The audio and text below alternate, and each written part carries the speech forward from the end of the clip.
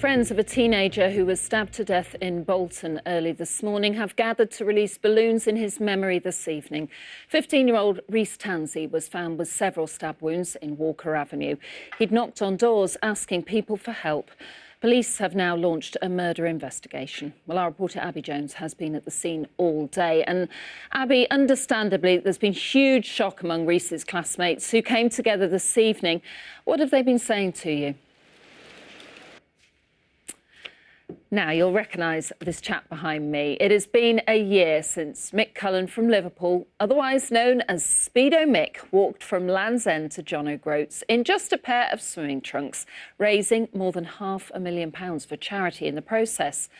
It's been a tough 12 months for everyone, but life in lockdown has proved to be one of Mick's biggest challenges ever, as he told Jane McCubbin.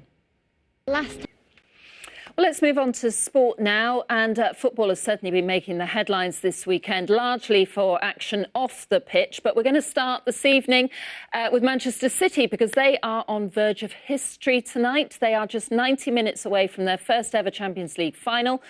But, of course, it's far from guaranteed, with Paris Saint-Germain at the Etihad Stadium tonight. That's where we can join our reporter.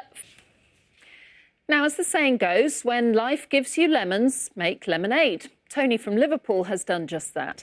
When his dad, a former lemonade man, died, he decided to renovate an old truck back to its traditional Schofield's colours of orange and blue, giving people a taste of their childhood, with old favourites like cream soda and dandelion and burdock. Kelly Foran has been to meet him.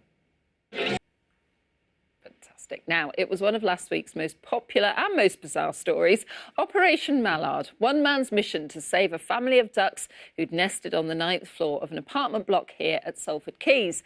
The ducks were so happy on his balcony, they returned this year to raise a new family. Today was hatching day, so Operation Mallard, the sequel, swung into action. Ian Haslam, of course, reports.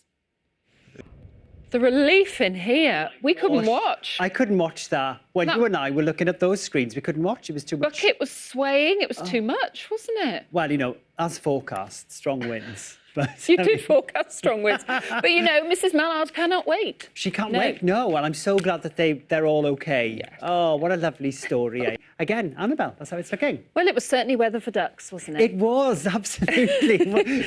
If a little windy. Maybe a bit windy for them, but, yes, you know, they're doing all right, aren't they? Well, I hope so. I'm going to go out and have a look for them tomorrow. Shall we go out and have a look and just see if they're right? And we'll try and bring you an update if we spot them. Thank you very much for watching. We'll be back with the news at 10:30. Bye-bye. Bye.